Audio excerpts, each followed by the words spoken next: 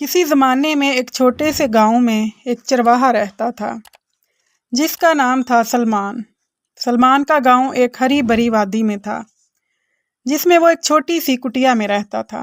گاؤں کے لوگ سلمان سے بہت محبت کرتے تھے کیونکہ سلمان سب کے کام آتا تھا۔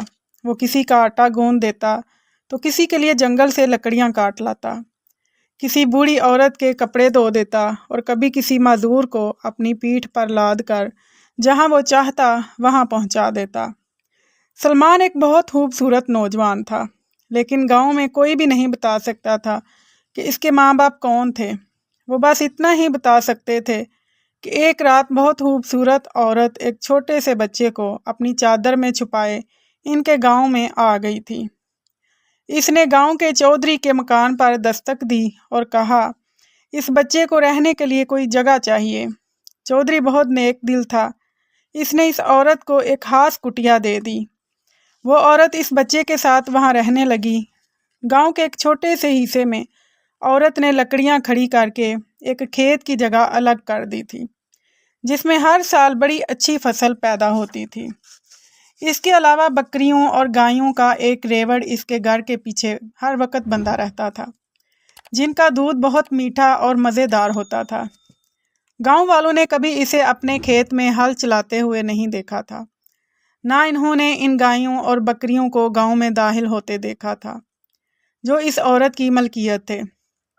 لیکن چونکہ یہ عورت اور چھوٹا بچہ گاؤں میں کسی کو بھی نقصان نہیں پہنچاتے تھے اور بہت شریف تھے، اس لیے انہوں نے سوچا کہ شاید عورت پردہ قائم رکھنے کے لیے اپنا سب کام رات کے وقت کرتی ہے۔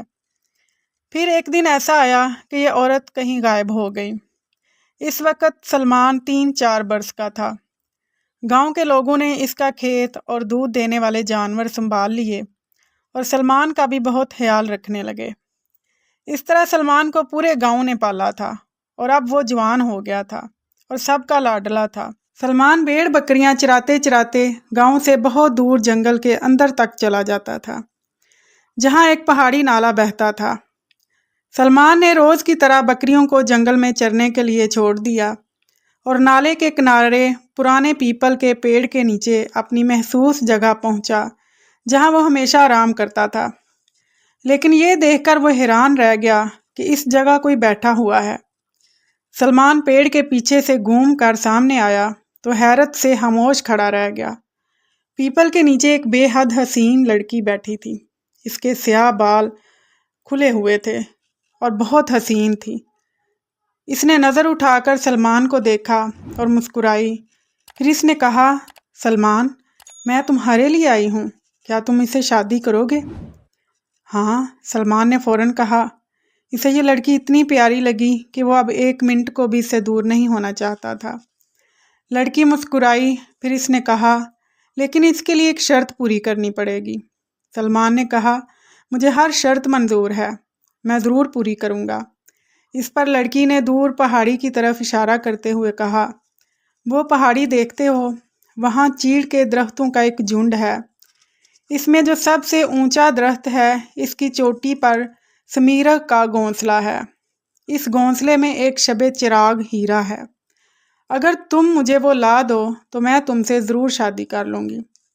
پھر اس نے کہا، میں آج سے 2 دن بعد اسی پیڑ کے نیچے تمہارا انتظار کروں گی۔ اتنا کہہ کر وہ اٹھ کھڑی ہوئی۔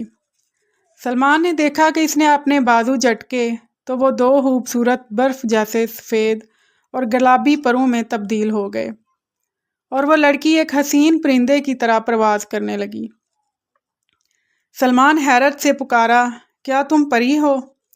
پری ہنسی اور اس کی آواز چاندی کی گھنٹیوں کی طرح گونجی۔ پھر اس نے بلندی سے پکار کر کہا، اور تم کون ہو؟ سلمان نے کچھ کہنا چاہا لیکن اس کے بازو بھی سرمئی پروں میں تبدیل ہو چکے تھے۔ اس نے گھبرا کر اپنے بازو ہلائے تو وہ ایک ہلکے پھلکے پرندے کی طرح اڑنے لگا۔ ذرا سی دیر میں وہ پری کے برابر جا پہنچا۔ اس نے گھبرا کر اپنے بازو ہلائے تو وہ ایک ہلکے پھلکے پرندے کی طرح اڑنے لگا۔ ذرا سی دیر میں وہ پری کے برابر جا پہنچا۔ پری نے سلمان سے کہا، تم بھی پری زاد ہو، ہم دونوں دنیا میں ایک ہی کام کے لیے بھیجے گئے ہیں۔ جب تم میرے لیے شب چراغ ہیرا لے آؤ گے تو تمہیں معلوم ہو جائے گا کہ وہ کیا کام ہے۔ اب میں جاتی ہوں، 2 دن بعد تم سے ملاقات ہوگی۔ اتنا کہہ کر پری بادلوں سے اوپر اڑ گئی۔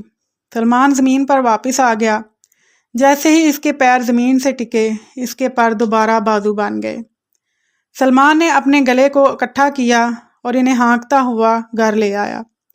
دوسرے دن سلمان نے اپنے بکریوں کے گلے کو ایک دوست کے حوالے کیا اور دوڑتا ہوا جنگل کی طرف چل دیا۔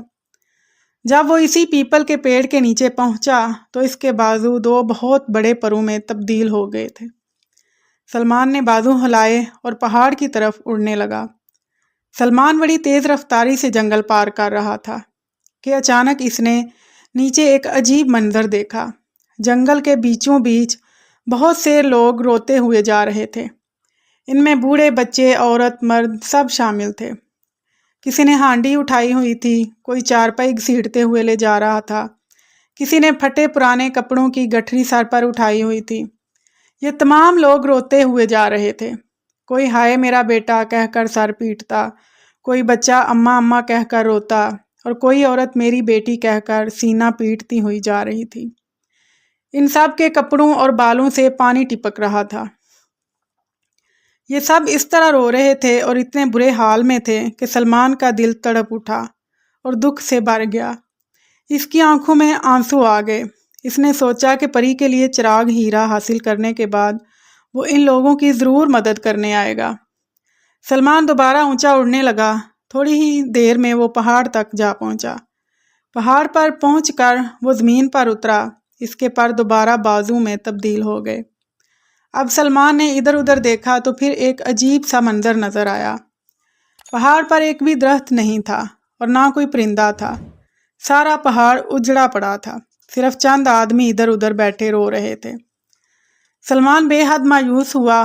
وہ دیر تک ویران پہاڑ پر چاروں طرف چکر لگاتا رہا اور چیڑ کے درختوں کا جھنڈ ڈھونڈتا رہا۔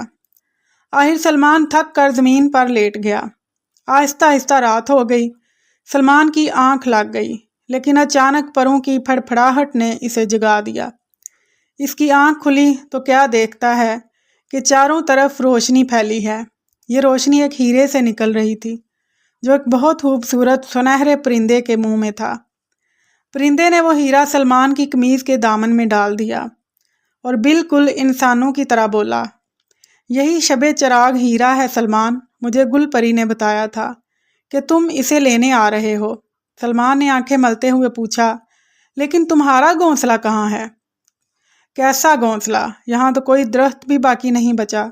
تمام درخت ٹھیکے داروں نے کاٹ ڈالے ہیں۔ وہ اس سے لکڑی کی میز اور کرسیاں بناتے ہیں اور مکانوں میں استعمال کرتے ہیں۔ بہت سی لکڑی تو بس یوں ہی برباد کر دیتے ہیں۔ اب یہاں کوئی پرندہ نہیں بچا اور میں بھی چلا گیا تھا، صرف تمہیں یہ ہیرا دینے آیا ہوں۔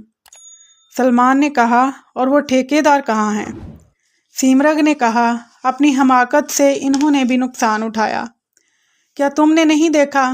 دریا میں ایسا سیلاب آیا کہ پہاڑی کے ساتھ والا گاؤں بہہ گیا۔ اس گاؤں میں اس کے گھر والے بھی رہتے تھے۔ سیلاب کیوں آ گیا؟ سلمان نے پوچھا۔ سیمرغ نے کہا، درخت کاٹنے سے سیلاب آ گیا۔ درختوں کی جڑیں مٹی کو تھامے رہتی ہیں۔ جب درخت کاٹے جاتے ہیں تو مٹی ڈھیلی پڑ کر پانی میں گر جاتی ہے اور دریا میں سیلاب آ جاتا ہے۔ سلمان نے کہا، میں نے راستے میں اس گاؤں کے لوگوں کو دیکھا تھا جو سیلاب سے بچ کر بھاگ رہے تھے۔ سیمرغ نے کہا، گاؤں کے آدھے لوگ تو ڈوب گئے ہیں، آدھے لوگ اپنے پیاروں کی لاشیں دریا میں بہتی چھوڑ کر بھاگے ہیں۔ میں بھی اب یہاں نہیں رہوں گا سلمان۔ ایسا لگتا ہے کہ انسان اپنی حماقت سے اور لالچ سے اس دنیا کو برباد کر کے ہی چھوڑے گا۔ سیمرغ یہ کہہ کر اڑ گیا۔ سلمان نے شب چراغ ہیرے کو اپنی جیب میں رکھا اور اداسی سے واپس پرواز کرنے لگا۔ نیچے ہر طرف تباہی کے منظر دیکھ رہا تھا۔ جب سلمان جنگل میں اسی پرانے چیڑ کے پیڑ کے نیچے پہنچا تو گل پری اس کا انتظار کر رہی تھی۔ سلمان نے اسے شب چراغ ہیرا دیا۔ گل پری نے کہا، سلمان تم نے دیکھا، دنیا پر انسان ایک آفت لے آیا ہے۔ اب ہم دونوں انسان بن کر دنیا میں رہیں گے اور سب لوگوں کو سمجھائیں گے کہ درخت نہ کاٹیں۔ ہم جگہ جگہ درخت لگائیں گے اور اس اجڑے پہاڑ کو پھر سے ہرا بھرا بنا دیں گے۔ سلمان نے گل پری سے شادی کر لی۔ اس کے بعد وہ دونوں اس اجڑے پہاڑ پر گئے اور وہاں درخت لگانے لگے۔ گاؤں کے کچھ لوگ بھی ان کے ساتھ مل گئے اور اس طرح کام بڑی تیزی سے پورا ہو گیا۔ ایک دن درخت بڑے ہو جائیں گے، اب کی بار ہم کسی لالچی ٹھیکیدار کو یہ درخت نہیں کاٹنے دیں گے۔